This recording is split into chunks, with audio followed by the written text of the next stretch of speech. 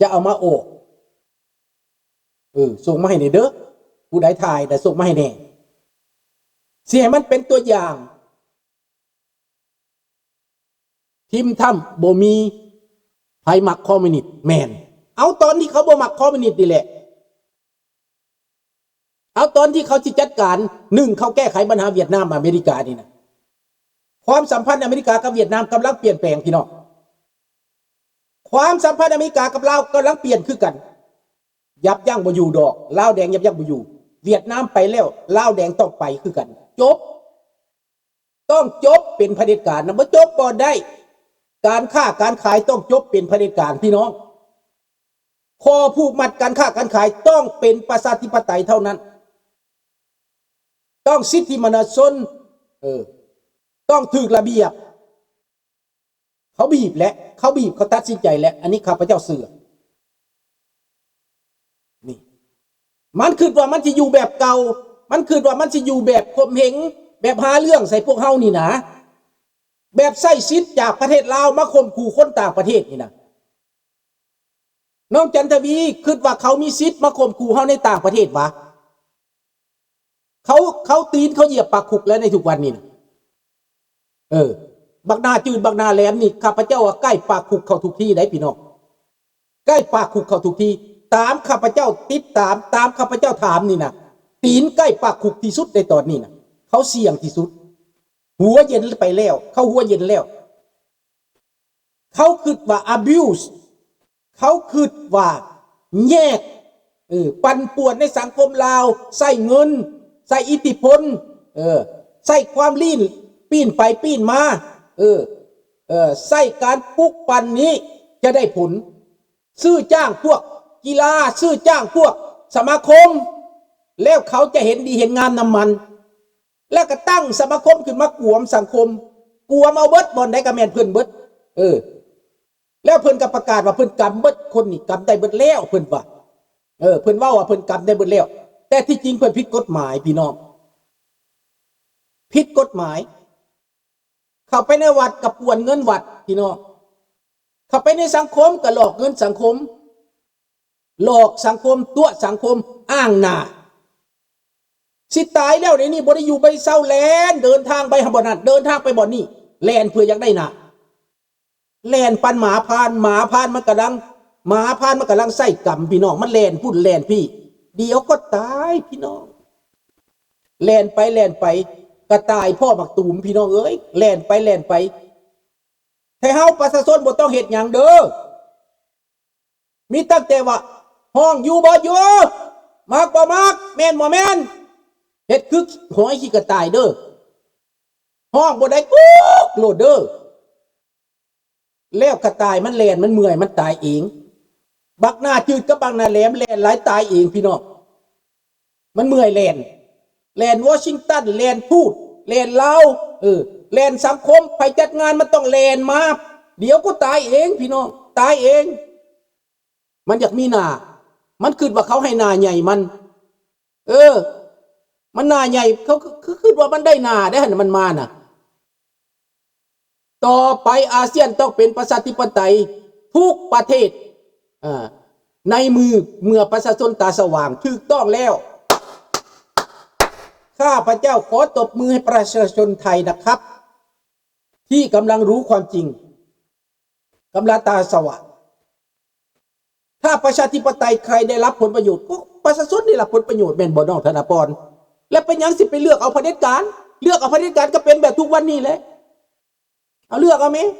เลือกเอาผู้ที่ห่างมีเป็นดีมันมีเงินมันเป็นเจ้าพ่อมันเก่งแล้วมันก็การเมืองมันก็บ่มีหลักการเมืองเอี่ยมโจรแบบนี้มันมีเกียรติให้แก่ชาติว่าแบบนี้นะการเมืองไม่มีหลักสิทธิมนุษยชนไม่มีหลักคุณธรรมไม่มีความโปร่งใสการเมืองแบบนี้เป็นการเมืองน้ำเน่าครับการเมืองน้ำเน่าแล้วน้ำเน่านี่ได้เปรียบไหมโลกเขาย่องยอไหมเขาสรรเสริญไหมไม่มีแค่เขาหัวเราะโลกเขาหัวเราะแต่เขาไม่พูดเขาหัวเราะ ในใจเขาเลยแหละเห็นบ่ล่ะแล่นไปหาบักโปรตีนแล่นไปหาบักสีจิ้นผิงแล่นไปเข้าบริกแล่นไปศพปีกลาวแดงว่าลาวแดงเป็นเทวดาที่จริงแล้วลาวแดงเป็นฆาตกรฆ่าประชาชนตัวเองลาวเขมรแดงก็ฆ่าประชาชนตัวเองโลกเขาประนามลาวแดงเขาก็ประนามแต่เป็นอย่างเขาบ่เฮ็ดให้ลาวแดงดูให้ดูนเพราะว่าเขาบ่อยากเสียเลือดเสียเนื้อไปหลายกว่านั้นเขาก็เลยยุย่าให้เจ้าเปลี่ยนเขาบอกให้เจ้าปฏิรูปมันกระตัวปีนั่นปีนี้ปีนั่นปีนี้ปีนั่นปีนี้ตัวจนตายบักทองลุนแล้วพวกเจ้าก็ไปเสือมันอยู่หวาพวกเจ้าไปเสือคอมมิวนิสต์อยู่หวานี่แหละบักหน้าพ่วงตุ้ยet celui qui est au Québec n'est-ce pas mon frère oui c'est vrai il court partout comme un lapin il court comme un lapin je ne sais pas c'est qui mais il court comme un lapin affamé un lapin qui a une face épée je ne sais pas c'est qui il court tout le temps hein il court tout le temps il vole มันอยากเป็นใหญ่พี่น้องils veulent contrôler la société laotienne la communauté laotienne แต่ว่าหน้าจืดหน้าหมอดหน้าแหลมเขาบอกเอาดอกบ่มีใครเลือกมันสถาปนาตัวเองอยากเป็นผู้ใหญ่อยากเป็นสังคมใหญ่มันอยากครอบคุมมันอยากครอบงำมันอยากเป็นเจ้ามันอยากไปรายงานลาวแดงมันอยากเป็นทูตมันอยากเป็นเจ้าแขวงเจ้าเมืองกำลังตามสนองพี่น้องมือหน้าสิย่างบ่ได้ขาสิเปพี่น้องมือหน้าตาสิบอดมือหน้าหูสิหนวกกำลังเริ่มพี่น้องสติปัญญากำลังฝัดเฟือนพี่น้องเอ้ยบักหน้าจืดบักหน้าแหลมกำลังสติฝันเฟือนเจ็บโตเจ็บใจเขาหลอกเขาตัวเขาต้มต่อไปเงินค้ำกสิหมดมันสิจิบหายไว้วอดพี่น้องเวรกรรมตามสนองระวังผู้ใดไปหับใส่จูนบาปเด้อมันเป็นบาปเป็นกรรมเด้อคนตายคนหนึ่งดิบ่หับความยุติธรรมนี่นะเขาห้องอยู่บ่ยุดบ่เศร้าได้คือดังครอบครัวข้าพเจ้านี่4คนบ่ได้หับความเป็นธรรมจากกันร่วมกันตายจากระบบการปกครองนี้4คนพี่น้องพ่อกับลูกข้าพเจ้า3คนแม่นเว้นกรรมจากระบบอันนี้และคนลาวทั้งประเทศนี่นะมีจำนวนเท่าใดพวกเจ้าจดเอาไว้มีบางคนอยากลืมเพิ่นว่าอยากลืมหน้ามือของพวกเราแดงเห็ดบัดวันพอบัดว่า my father เพิ่นว่ายังว่า my father อยู่ได้ทั้งที่พอตัวเองบ่ได้รับความเป็นธรรมพี่น้องจำเอาไว้คนลาวเนี่ยอย่าลืมพี่ป้านาอาพ่อแม่ที่ตกอยู่ในน้ำมือการกระทำการประพฤติของลาวแดงนี้มันลืมบ่ได้on s'en souvient toujours เห็นบ่ล่ะพี่น้องดังนั้นการกระทำของพวกลาวแดงนี้สบายดี JX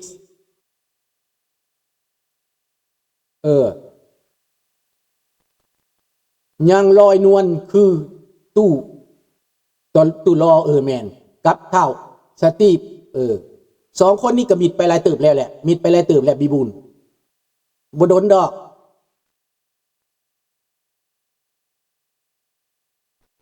แต่ว่าพวกมันเริ่มย่านแล้วแมนบ่แมน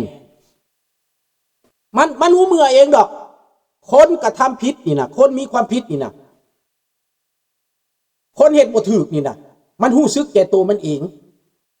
คนเฮ็ดถูกนี่นะคนที่เฮ็ดซื่อสัตย์นี่นะเขามองฟ้าเขาก็บ่อายมองดินเขาก็บ่อายเขามีความภาคภูมิใจมีความภาคภูมิใจซื่อสัตย์นี่นะมีศีลมีธรรมนี่นะสิเป็นพระคันบ่มีศีลก็เศร้าหมองเด้อพี่น้องเด้อคันพระมีศีลนี่หน้าตาเบิกบานโปร่งใสได้ คนมีศีลกับหน้าตาโปร่งใสยิ้มแย้มแจ่มใสบ่อายไผนี่เขาห้องว่าสง่าผ่าเผยเนาะดังนั้นพี่น้องเสือบ่เล่าแดงสิจริงใจข้าพเจ้าก็บอกมันแล้วว่าถ้าอยากถูกต้องปองดองประตูก็เปิดไว้อยู่เจรจาตีเอาโลกเป็นพยานตีน้องธนพรอเมริกามหาอำนาจแคนาดาอเมริกาฝรั่งเศส3ประเทศนี้เป็นพยานเจรจาหาทางออกตีข้าเจ้าอยากแก้ข้าเจ้าจริงใจอันนี้แต่บ่มีได้สิมากลัวมาโลดสิมากรรมมาโลดได้ข้าพเจ้าถามมาหมดแล้วถามรัฐบาลข้าพเจ้าก็ถามมาแล้วข้าพเจ้าถามรัฐมนตรีต่างประเทศเป็นคนเกเบกเป็นผู้หญิงข้าพเจ้าไปเขียนไปถามเราแล้วก็บอกว่าเป็นไปบ่ได้บ่มีสิทธิ์ที่จะเอาอำนาจลาวแดงมาคุมคนลาวอยู่นี่คนลาวอยู่นี่บ่เป็นคนลาวของรัฐบาลไหนบ่เป็นคนลาวของรัฐบาลนี่คนที่มาอยู่นี่นั้นเป็นซิติเซนแคนาเดียนอเมริกันฝรั่งเศสอยู่ภายใต้การดูแลปกครองของรัฐบาลประเทศแคนาดาของรัฐบาลอเมริกาและรัฐบาลฝรั่งเศสรัฐบาลลาวบ่มีอำนาจใดจักดีสิมาแตะต้องหรือสิมาก่อกวนบ่มีข้าพเจ้าถามแล้วบ่มีโอ้เป็นในฝรั่งบ่มีอันนี้เป็นเรื่องจริงเด้อพี่น้องเด้อผู้ใดยังบ่เข้าใจไปถามรัฐบาลไปถามเจ้าหน้าที่ไปถามนักการเมืองไปถามรัฐมนตรีไปถามโลดข้าพเจ้าไปถามมาแล้วนี่หนังสือข้าพเจ้าก็มีหนังสือรัฐมนตรีต่างประเทศข้าพเจ้าก็ไปมาแล้วเขียนไปหานายกมัดทักนี้ข้าพเจ้าก็เขียนไปแล้วข้าพเจ้ายังไม่ได้รับหนังสือตอบจากทรัมป์เท่านั้นแต่คนอื่นได้รับหมดแล้วท่านทรัมป์นี่เราอาจจะบ่ท่านเข้าใจประเทศลาวเป็นแนวใดเราจะบ่ตอบหรือว่าเราบ่ได้รับหนังสือข้าพเจ้าบ่ข้าพเจ้าสิร้องอีกใหม่แต่คนอื่นได้รับหมดแล้ว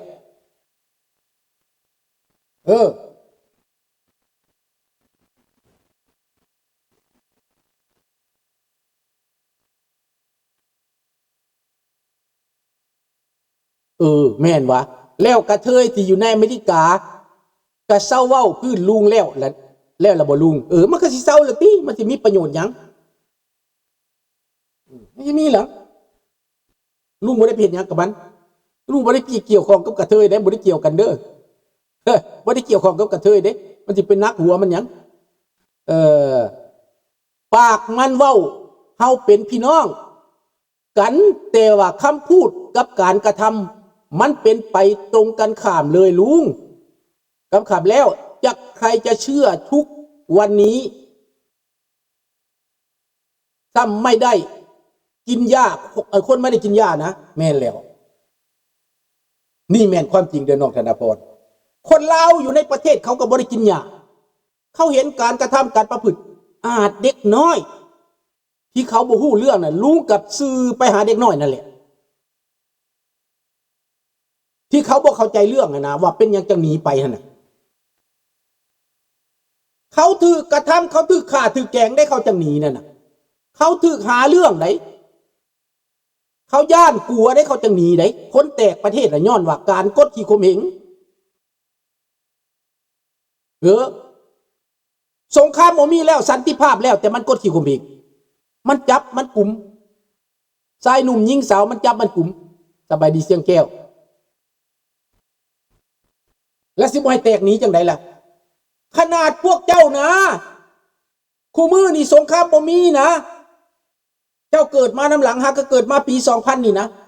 หนีไปเห็นหยังเมืองไทยเป็นล้านน่ะพวกเจ้าหนีไปหยังตั้งคำถามเบิ่งบีบุญว่าทานถ้ำเข้าใจลุงแต่สำเร็จสงครามอิหร่านกับคิวบาเขาฮีบเล็งเขาฮีบเฮงแมนอาจจะเป็นสั้นก็ได้เรากำลังวนนำสงครามคิวบาและก็สงครามอิหร่านและคิวบาก็ได้และสงครามยูเครนก็เป็นได้เนาะอาจสิแมนสบายดีสำล้านคันทานถ้ำเข้าใจดีนี่ข้าพเจ้าแห้งดีใจข้าพเจ้าเขียนจดหมายไปแล้วยังบ่ตอบแต่ว่าผู้อื่นตอบเบิดแล้วรัฐบาลมาครั้งนี้เขาก็บอกว่าเขาเข้ารบ เสรีภาพและ